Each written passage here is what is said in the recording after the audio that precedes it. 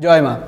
আজকে আলোচনা করব কেউ যদি তন্ত্র প্রয়োগ করে বা দূর থেকে ক্ষতি করে আপনার বাস্তুতে, তাহলে কিভাবে করে বুঝবেন বা বাস্তুতে কি কি ক্ষতি হয়ে থাকে।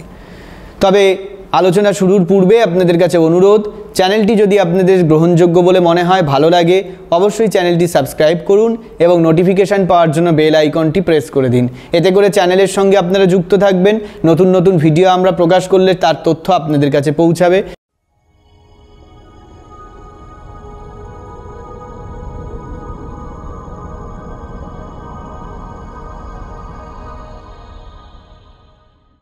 আলোচনা করছি বাস্তু নিয়ে, অর্থাৎ কেউ যদি কোনো খারাপ বা ক্ষতির কাজ কিছু করে, কোনো চালান করে, তন্ত্র প্রয়োগ করে, ব্ল্যাক ম্যাজিক করে, কালো জাদুর যদি প্রয়োগ করে আপনার বাস্তুর ওপর যদি করে, তাহলে সেটা কিভাবে আপনাকে প্রভাব দেয়। দেখুন, তন্ত্রের ক্ষতির ভিডিও, তন্ত্রের ক্ষতির কাজ যতবার আলোচনা করেছি, বারবার আমি বলেছি যে এটা বিভিন্নভাবে করা যায়।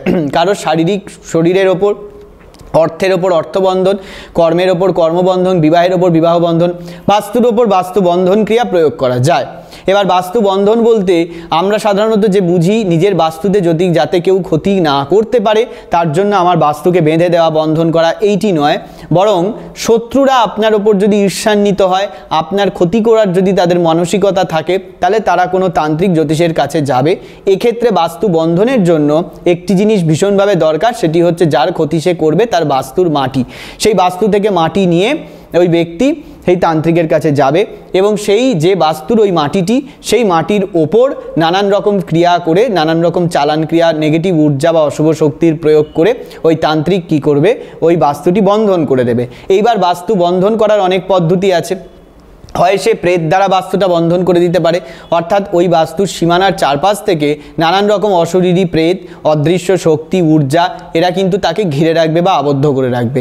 একে প্রেত দ্বারা বাস্তুবন্ধন বলা হয়।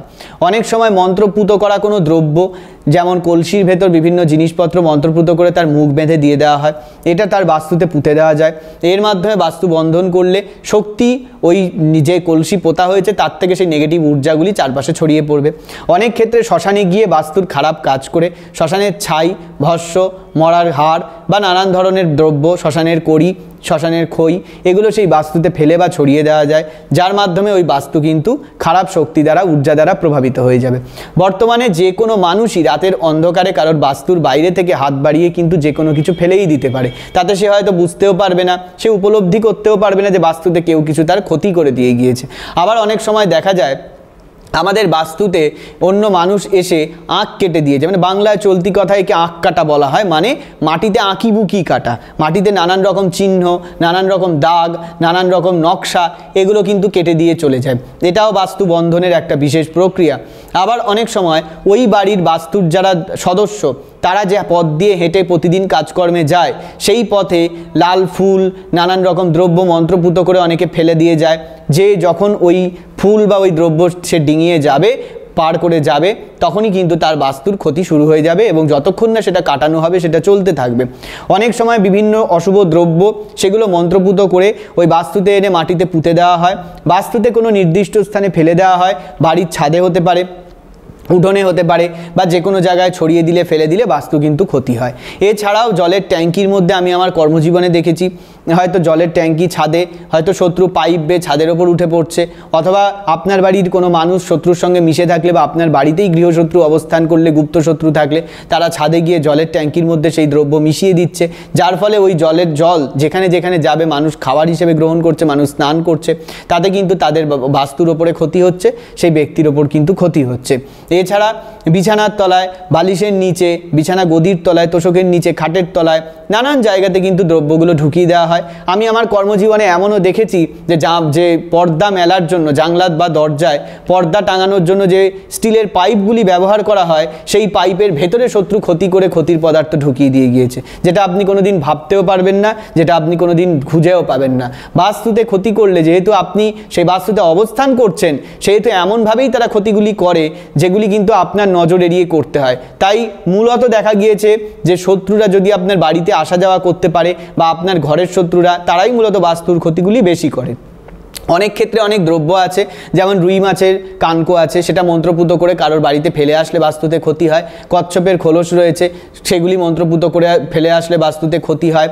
কাপড়ের টুকরো, এগুলোও মন্ত্রপুত করে ফেলে আসলে বাস্তুতে ক্ষতি হয়। নানানবিধ দ্রব্য রয়েছে, নানাবিধ ক্রিয়া প্রয়োগ রয়েছে তন্ত্রে, সেগুলির মাধ্যমে বাস্তুতে কিন্তু ক্ষতি করে দেওয়া সম্ভব, বাস্তু বন্ধন করে দেওয়া সম্ভব, যেটা বাস্তু বন্ধন নিয়ে আলোচনা করছি মূল বিষয়। এগুলোর মাধ্যমে ওই বাস্তুকে টোটালি পুরোপুরি বন্ধন করে দেওয়া হবে। এবার বাস্তু বন্ধন মানে দুইভাবে সেটা প্রভাব দেবে। এক, ওই বাস্তুতে আইনতভাবে দলিলে কাগজপত্রে মালিকানাধীন যত মানুষের নাম আছে, সে ওই বাস্তুতে থাকুক কিংবা ওই বাড়ি থেকে দূরে থাকুক, তার ওপর কিন্তু নেগেটিভ বা খারাপ প্রভাব ওই বাস্তু দেবে। সে হয়তো বাড়ি ভাড়া দিয়ে রেখেছে, বাইরে থাকে, তবুও সেই বাড়ির বাস্তুর নেগেটিভ ঊর্জা কিন্তু তাকে প্রভাবিত করবে।